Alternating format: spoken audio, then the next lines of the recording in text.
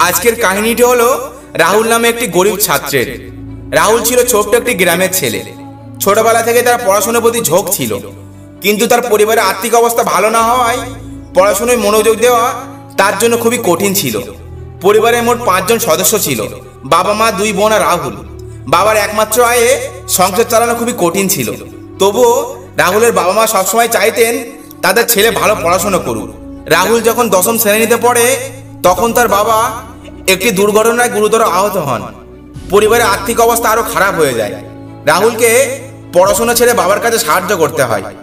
দিনমজুরি করে সে তার পরিবারের জন্য রুটি রুজি জোগাড় করা শুরু করে। এত প্রতিকূলতার মধ্যে রাহুলের মনোবল ভাঙার মতো পরিস্থিতি সৃষ্টি হয়, কিন্তু সে নিজের স্বপ্নের দিকে তাকিয়ে রয়ে যায়। রাহুলের সবসময় স্বপ্ন ছিল সে একজন ইঞ্জিনিয়ার হবে।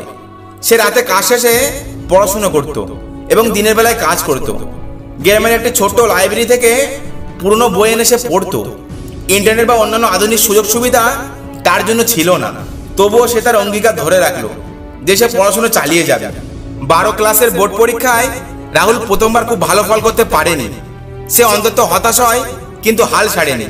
সে বুঝতে পারলো যে তাকে তার পড়াশোনা আরো মনোযোগ দিতে হবে এবং নিজের দুর্বলতাগুলোকে খুঁজে বার করতে হবে। সে আগের থেকে দ্বিগুণ পরিশ্রম করতে শুরু করলো এবং নিজেকে আবার প্রস্তুত করলো। দ্বিতীয়বারের চেষ্টায় রাহুল বোর্ড পরীক্ষায় অসাধারণ সাফল্য লাভ করে।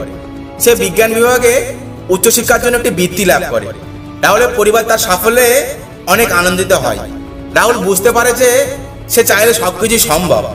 কলেজে ভর্তি হওয়ার পরেও রাহুলের জন্য চ্যালেঞ্জ কম ছিল না। সে দিনে ক্লাস করত এবং রাতে টিউশনই করত। কলেজের পাঠ্যক্রম কঠিন হওয়ায় তার পক্ষে এত চাপ সামলানো অনেক কঠিন হয়ে যায়, কিন্তু সে প্রতিটি চ্যালেঞ্জকে মোকাবিলা করতে থাকে। অবশেষে রাহুল ইঞ্জিনিয়ারিং শেষ করে। ক্যাম্পাস ইন্টারভিউ একটি স্বনামধন্য কোম্পানিতে তার চাকরি হয়। সে তার পরিবারকে ভালো আর্থিক সহায়তা করতে শুরু করে এবং নিজের গ্রামের উন্নয়নের জন্য কাজ করতে শুরু করে। তো বন্ধুরা, রাহুলের গল্প থেকে আমরা যে বড় শিক্ষাটা নিতে পারি তা হলো জীবন কখনোই সহজ হয় না।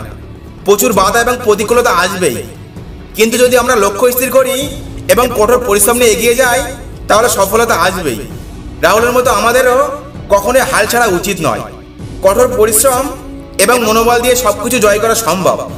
এই গল্প আমাদের দেখায় যে জীবনের যে কোনো পরিস্থিতিতে যদি আমরা সাহস ও ধৈর্য ধরে এগিয়ে চলি তাহলে সফলতা আমাদের হাতের মুঠোয় আসবেই।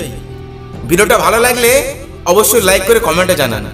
আর এমন সব ভিডিও পাওয়ার জন্য রনি মোটিভেশন বাংলা চ্যানেলটা সাবস্ক্রাইব করে আমাদের পাশে থাকুন। ধন্যবাদ।